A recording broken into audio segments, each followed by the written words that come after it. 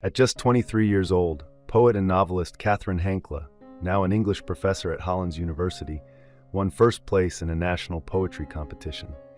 That recognition led to the publication of her debut poetry collection, Phenomena Poems, in 1983. The collection is a lyrical exploration of what Hankla calls phenomena, those elusive, half-seen, or hard-to-describe moments that resist clear representation. Her poems delve into oppositions like night and day, dreams and waking life, and the strange sensation of perceiving something just out of sight. Hankla's style is distinctly maximalist. She employs a dense layering of literary devices and imagery, often weaving in contradictions and moments of confusion. This lack of narrative structure and clarity can be disorienting, but it also draws the reader in, demanding heightened attention.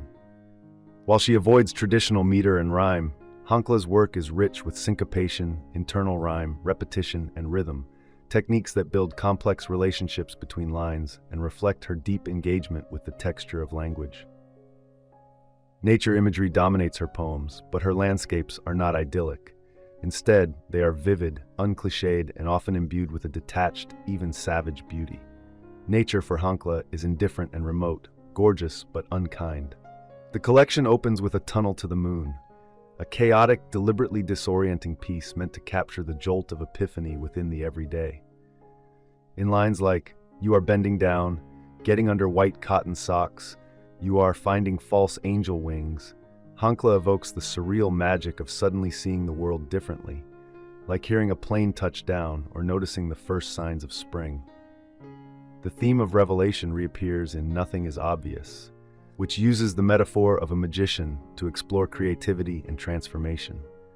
The magician begins with the familiar dove from thin air trick, but then surprises his audience by using the feathers from one illusion to construct another bird, embodying the power of invention.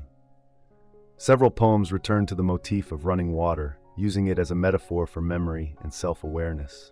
In Answering the Past, water stands in for the fluidity of recollection. In The Water is the Skin of the River, it symbolizes the unsettling realization of one's true, disappointing self. Swift Current portrays a relationship as a rushing stream that carries two lovers along, even as they know they don't belong together, lulled into stillness by the deceptive calm of emotional inertia. But water can also signify love and tenderness. In Walking in the Path of the Moon, the interplay of water and air becomes a metaphor for physical and emotional connection. Our language holds land on water, water on air, air lifting lighter, husband, wife, each to each and linked by touch. In contrast, the night hunting turns toward the violence in nature. The speaker watches as flies descend on the half-eaten carcass of a deer, doing nothing but observing its decomposition, hooves to humus. Only at the end does the full weight of the scene emerge, when the speaker sees the deer shedding bullets like blood. This is not a natural death. It is the result of human violence, though the speaker offers no judgment, only recognition.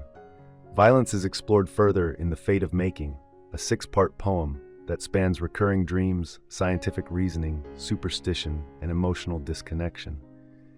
In one chilling moment, a character drives a blade into someone's ribs while watching the road. Driving, the blade separates her ribs, reaches as far as his arm can go. He keeps his eyes on the dotted road. Whether this act is literal or symbolic remains unclear, underscoring the blurred lines between inner turmoil and outer action that define much of Hankla's work. Not all of the poems are dark. The whimsical, Volume 13 Jurassic to Lighthouses plays with the absurd juxtapositions created by alphabetical encyclopedia entries. The poem suggests that when facts are placed side by side in this arbitrary order, they become surreal, phenomena in themselves, suspended between realness and unrealness, as the epigraph notes. Thank you for watching. If you enjoy this video, leave a like and subscribe.